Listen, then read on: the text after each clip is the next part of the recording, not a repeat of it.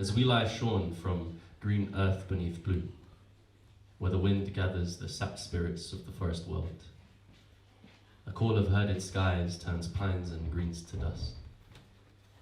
A whispered passing, a rhyme for dancing leaves, our green faces denying the sun's light from the moon. To this rhythm, a spirit wanders.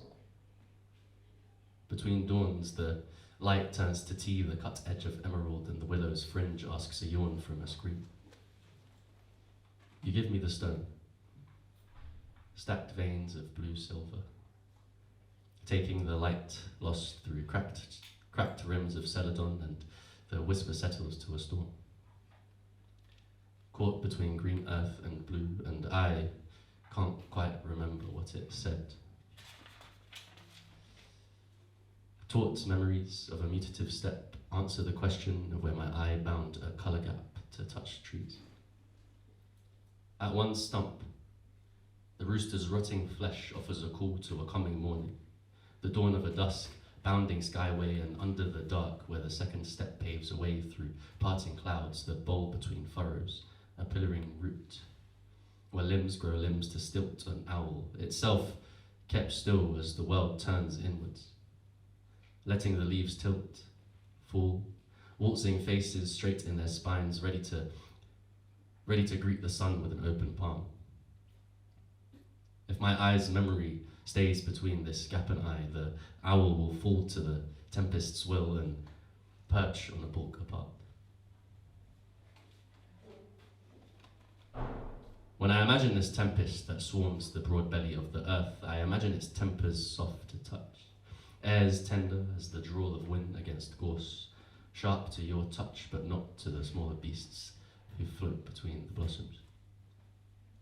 I imagine it not the force of any god on high, nor Mother Earth, nor deity of any heaven, rather the call of light to be held somehow, for its mirror to be fogged one morning and hide its truer colour.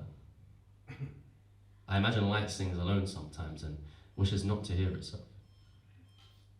That it sometimes wishes a violent rain to shroud its sung prayer, to find it left alone, and then I imagine the tempest that swarms the broad belly of the earth, and I imagine its tempers soft to touch, airs tender as the drawl of wind against gorse, and I imagine picking flowers during a storm. How my skin might protect me. Lashes and brows beating rains away, my hair soaking what might otherwise rust, and the woodland, trees of silent song, how they might take the seeping light that falls and repeat this dance themselves. And I imagine the way the light might speak this way about the tempest, and then I imagine the way a mother might wrap a blanket about a child and roll and rock them to rest, roll and rock them to rest. The lullabies they might sing, a tender drawl seeking silence. Imagine the way a hand might be dead still beneath the neck, rocking only with the arm, a kind of blanket itself, a call to be held. I imagine the mother sings alone sometimes and wishes only to hear themselves. Do they sometimes wish a violent rain to shroud their sung prayer to be found left alone? And then I imagine the tempest that swarms the broad belly of the earth, and I see in it a mother, soft-tempered with airs tender, and so it's for us to hear the child's song, you and I to foster its held hands and sing the owl back to the warm height of limbs and the world's stillness turning in the owl's song. And then, when we lie still amidst green earth and blue sky, we might remember the wind, the mother, the child, the wandering spirits of the screaming willow and tall grasses, and mind ourselves to never again forget the luck of dawn, the rough tips of emerald, the lack of chipped celadon, and